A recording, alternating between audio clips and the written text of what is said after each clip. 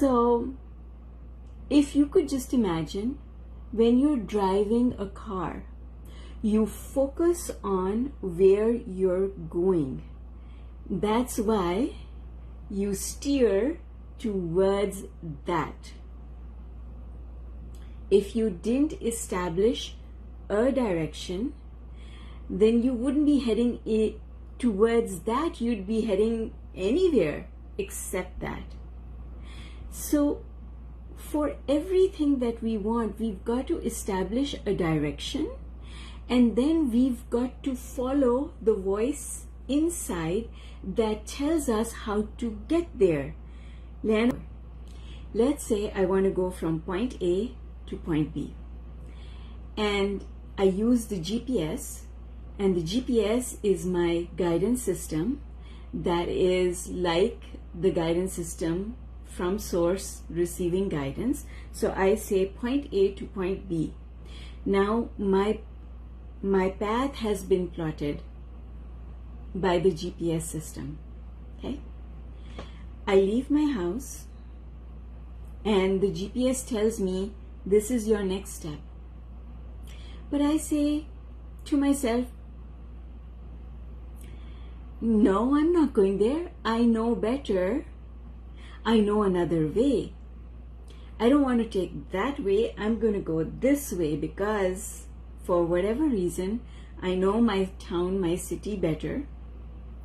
I know this is a better route, or it's a more scenic route, or I can give myself any reason based on past experience about why I'm going to ignore the guidance and follow my own knowing. This is exactly what happens when our guidance, our heart says, come this way, you can do it, you can do it, you can go there. But I decide based on my subconscious beliefs that my mind is pulling up about that path, and I say, no, I want to take this path. That's your mind kicking in. Your logical mind kicking in based on your past experience telling you, don't go there, go this way. Is there anything wrong with doing so? Of course not, because your mind is not trying to mislead you. It also wants you to go where you want to go. So it's a combination of the heart and the mind.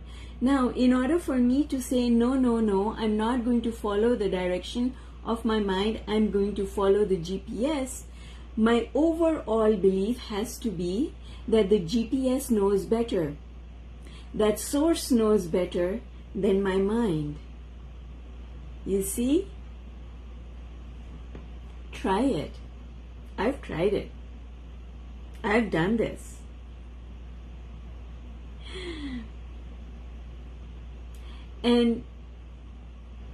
And then let's go one step further.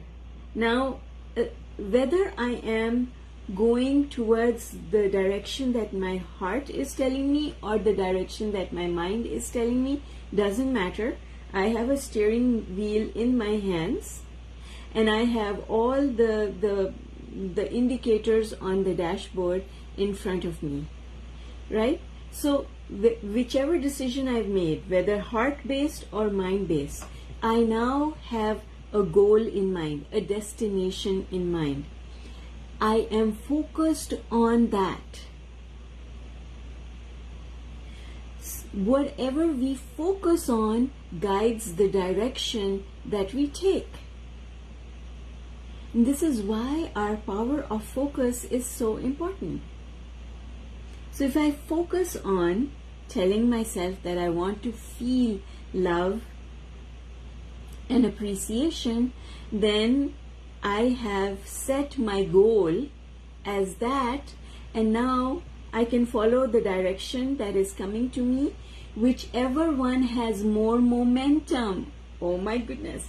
Whichever one has more momentum for me, which one has more momentum? The one that I believe in more.